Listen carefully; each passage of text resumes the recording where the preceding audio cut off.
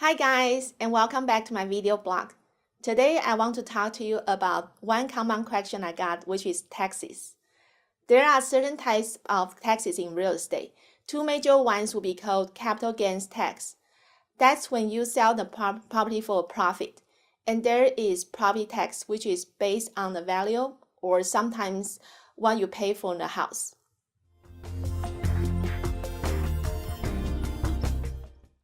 So again, I can't by law give you any tax advice, but I'm going to give you some basics on this because people often think if I'm going to sell my house and it's my primary residence, I have to buy a new one.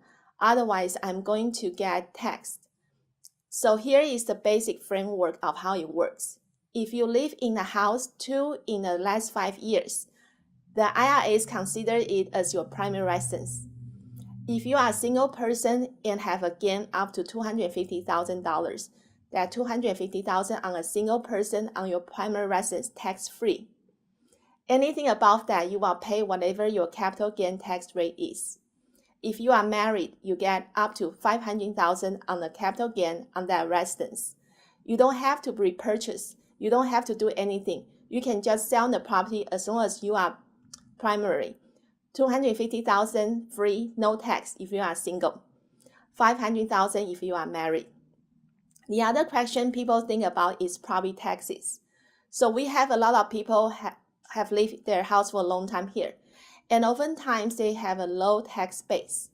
For example, let's say they pay $200,000 for their house, and their tax is roughly $2,000 a year.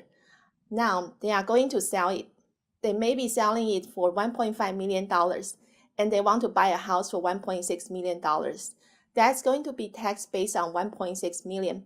And for example, if the tax is about 1% a year, that means they went from paying $2,000 to $16,000 a year.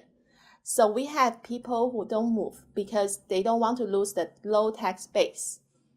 Well, there are certain vehicles which I will be mentioning here, which is called Proposition 60. That you can move your tax base to another house.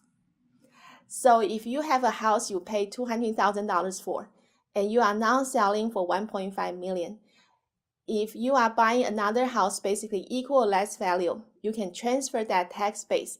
And the purpose is that if you live in a house for a long time, kids are gone, it's just you and your spouse, you don't need a big house. You can sell it and buy a smaller house, and not them with higher tax. So these are the two tax issues that we often look at before talking to someone buying houses.